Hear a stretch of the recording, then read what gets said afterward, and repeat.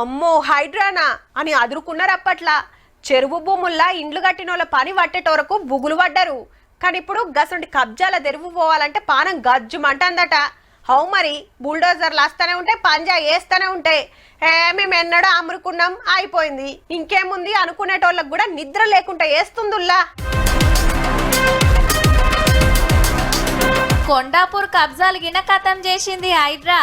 అప్పట్లనే 36 ఎకరాల సర్కార్ భూమిని అమ్ముకొని పాతింప సామాన్ల షెడ్డు, ఓ బైక్ షోరూము, అట్రోకు మామిడి తోట పెట్టిండ్రట. మంచిగా పొద్దుగాల హైడ్రా వచ్చింది, అందరినీ ఖాళీ చేపించి రప గులగొట్టింది. దీని ఇలువ ఎంత అనుకుంటాన్రు? 3600 కోట్ల రూపాయలట. ఆడ ఎకరం తక్కువ 100 కోట్లుంటది. మళ్ళా ఆర్టీఐ ఆఫీస్ కు దగ్గరలా కుక్కట్పల్లి పోయే తొవ్వ. మొన్నటిదాకా ఓ 12 మంది హ్యాండవర్లుండే.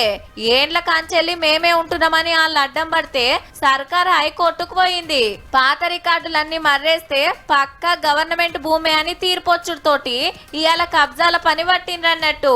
చెరువులు, పార్కులు, సర్కార్ జాగాలు కాపాడటానికి హైడ్రా వచ్చినాక 50,000 కోట్ల ఇలువగల్ల 1000 ఎకరాలు కబ్జాల నుంచి ఇడిపించిందంటే చూడుండ్రిగా.